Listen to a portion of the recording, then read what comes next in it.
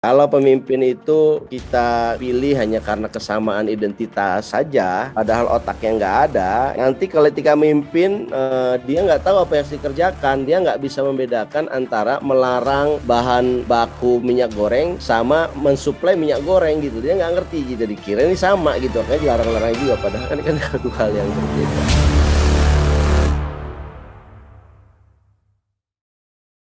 Ya, Assalamualaikum warahmatullahi wabarakatuh.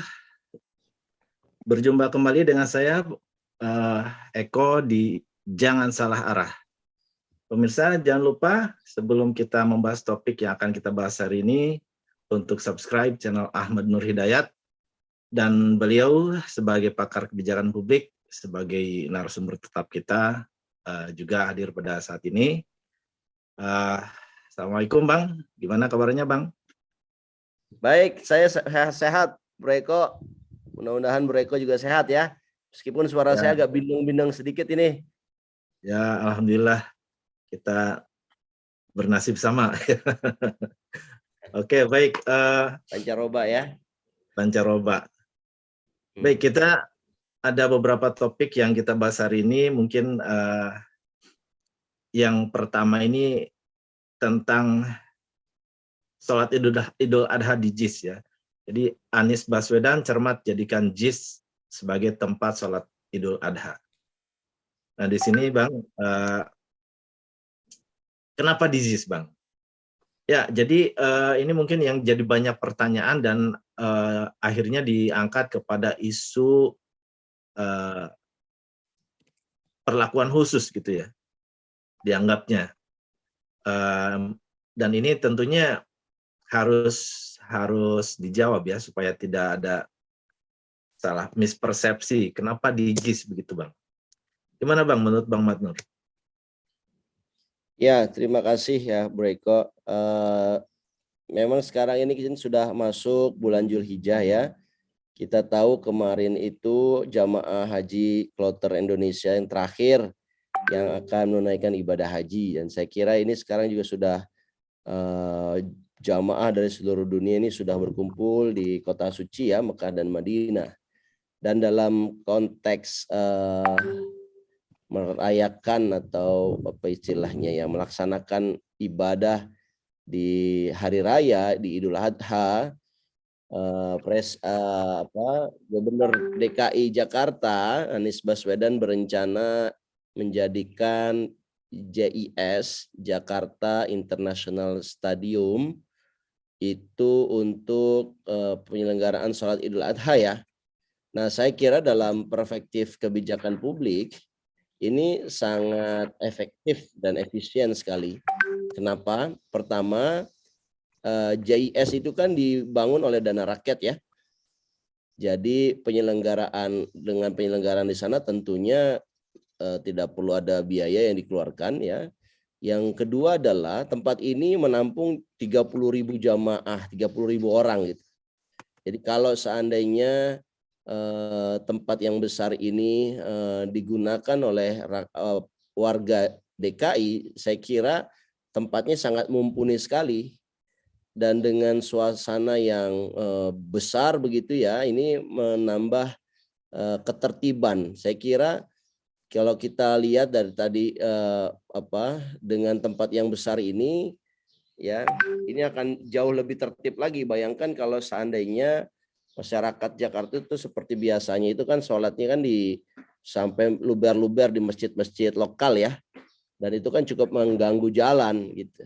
Nah, kalau dipusatkan, dikonsentrasikan di Jakarta International Stadion, saya kira ini sangat membuat pertama lalu lintas itu menjadi lebih terarah, lebih terfokus, sehingga bisa dilakukan rekayasa lalu lintas yang baik, dan akhirnya pengguna jalan yang mau menggunakan fokus untuk ke mana ke lokasi sholat Idul Adha jadi lebih baik gitu ya. Sementara penduduk-penduduk yang lain, misalkan yang beragama lain, yang kemudian tahu bahwa JIS ini akan difokuskan di Idul Adha, dia akan menghindari jalan itu. Jadi ini sangat membantu sekali masyarakat lainnya gitu ya.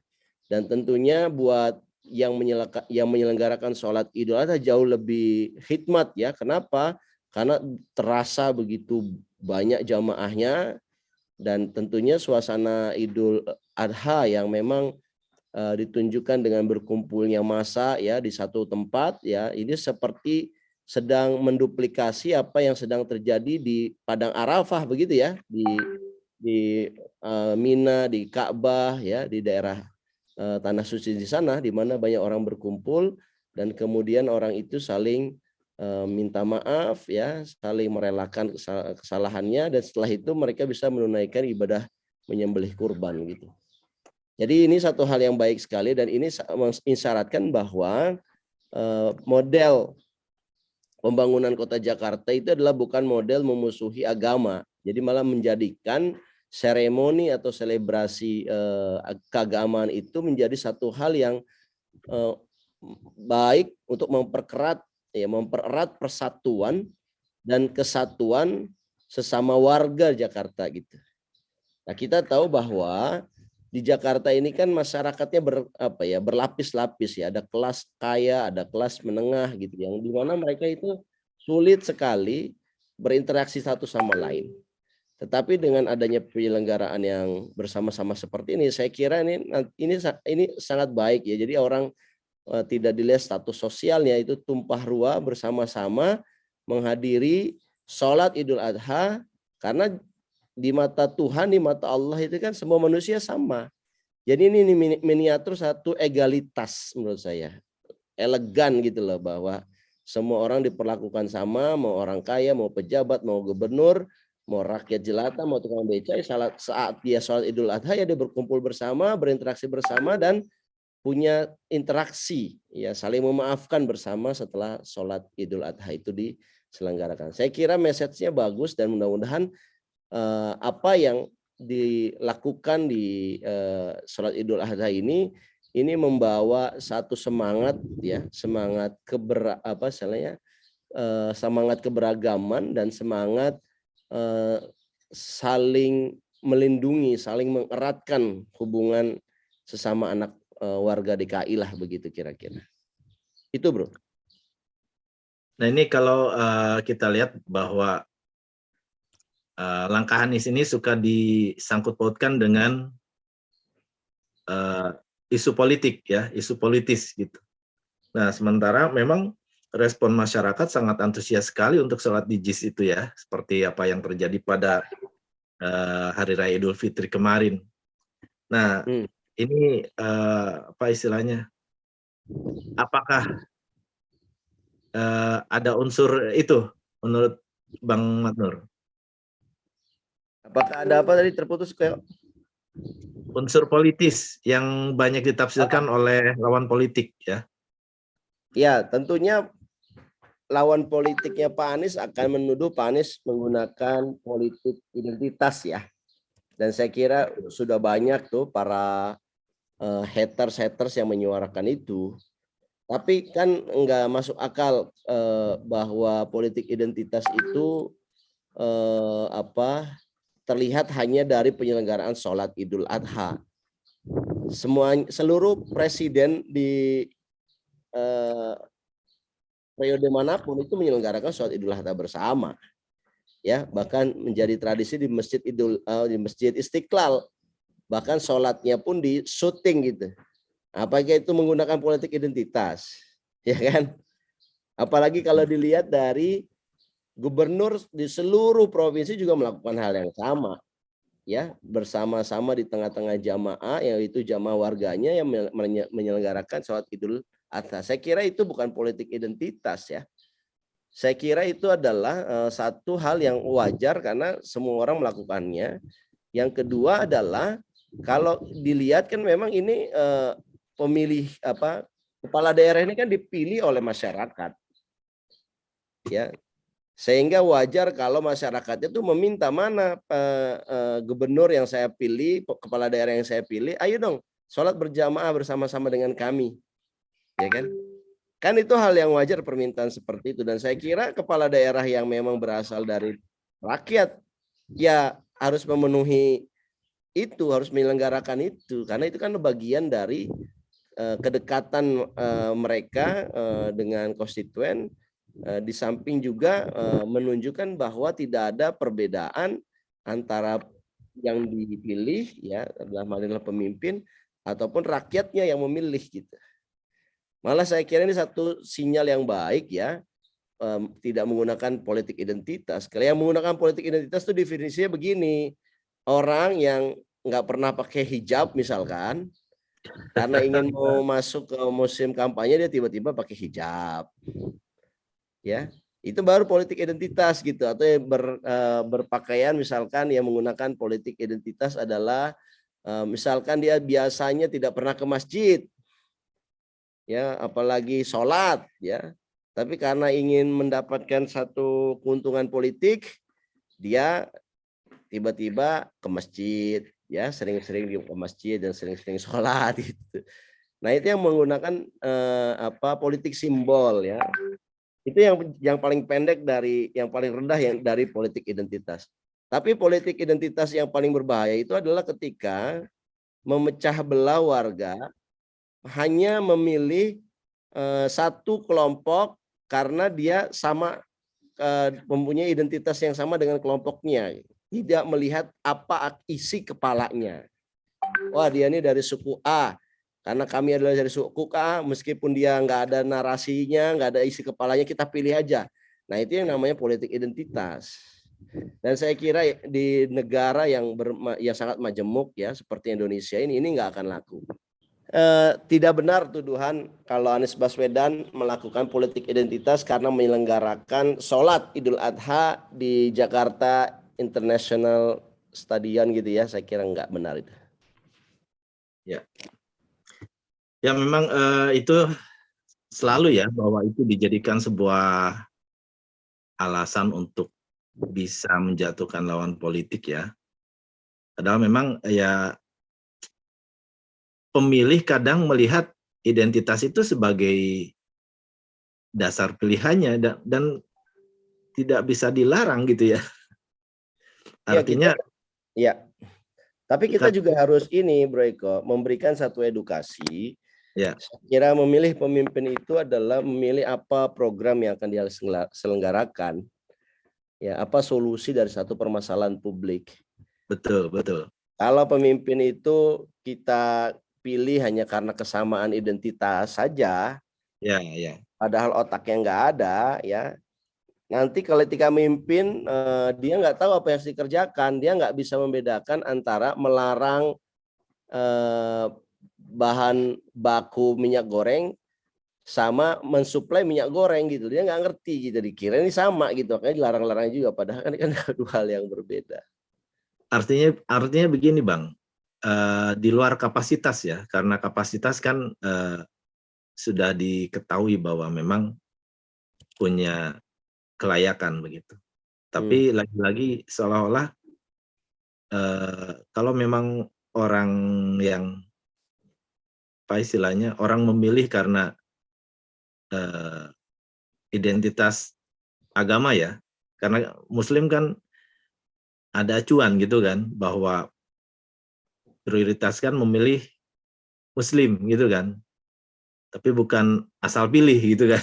Ya, artinya begitu. Dan itu orang lawan politik akan memandang bahwa itu adalah pemanfaatan politik identitas. Sementara mereka sendiri memanfaatkan itu untuk bisa mendekati terutama kaum muslimin ya.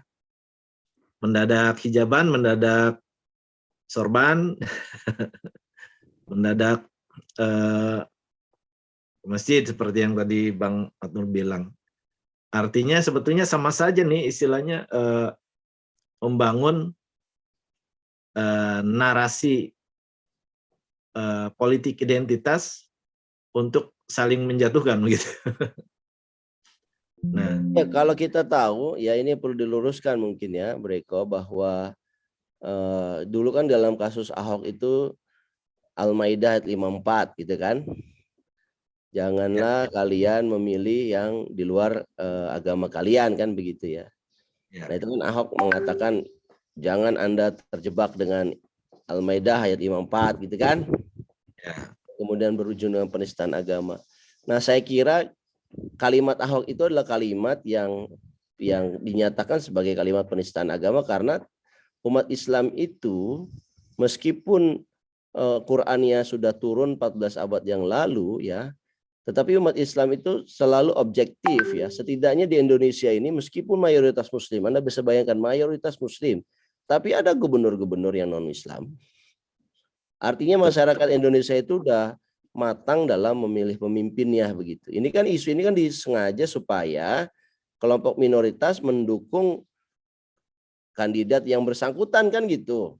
Karena kelompok Muslim hanya memimpin yang Muslim saja, kan kenyataannya enggak ya. Orang-orang di kalau enggak kayak begitu kan, orang-orang nggak ada tuh orang-orang non-Islam bisa jadi pemimpin, bisa jadi gubernur, bisa jadi kepala daerah ya kan, camat, lurah, nggak akan mungkin kan. Tapi kan enggak. Artinya sebetulnya masyarakat Indonesia ini ya adalah masyarakat yang melihat pemimpin itu dari kacamata kompetensi. Betul, betul. Ya.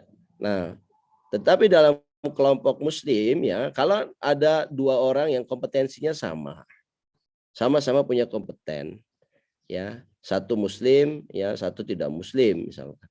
Ya maka kalau orang Islam dalilnya adalah ada, ya umat Islam akan memilih yang kompetennya sama dan agamanya sama Muslim, dan saya kira itu wajar di seluruh negara yang demokrasi juga begitu. Kalau negara Amerika misalkan mayoritasnya adalah Kristen, ya dia akan memilih yang jadi pemimpin ya adalah yang punya kompeten dan biasanya agamanya adalah agama yang sama dengan mayoritas. Kan itu kan negara demokrasi kan begitu. Betul. Tapi di Indonesia juga saya kira jauh lebih matang ya dibandingkan dengan negara-negara lain. Karena kita juga punya misalkan presiden perempuan yang katanya salah satu penafsiran bahwa pemimpin itu harus laki-laki. Tetapi di Indonesia negara yang mayoritas kita punya presiden perempuan, nggak ada masalah. Artinya kita jauh lebih matang. Nah, orang-orang yang membawa isu itu aja seolah-olah kita tidak matang, itulah yang menurut saya malah menggunakan politik identitas. Nah, itu yang saya maksud. Jadi dia hanya padahal itu sudah terjadi, kondisi ini sudah terjadi. Yang terjadi adalah dia mungkin tidak pede secara bahwa diri dia adalah kompeten, makanya dia ngomong teriak-teriak begitu loh. Ya sekarang kan akhirnya terbukti ya dia tidak terpilih kan dalam periode pemilihan langsung pemilihan gubernur itu gitu bro. Dan terbukti pembangunan pesat ya, artinya ya tidak tepat begitu ya.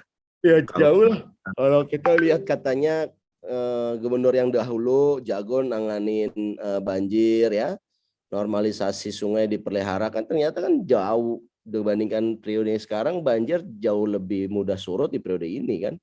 Di periode dulu kan waduh parah banjirnya, macetnya ya. Sekarang kan sudah mulai banjirnya tidak serata dulu, ini hanya beberapa titik saja dan itu pun cepat surut. Yang kedua macetnya itu berkurang, dan ketiga orang berjalan kaki sekarang banyak dimanjakan kan gitu.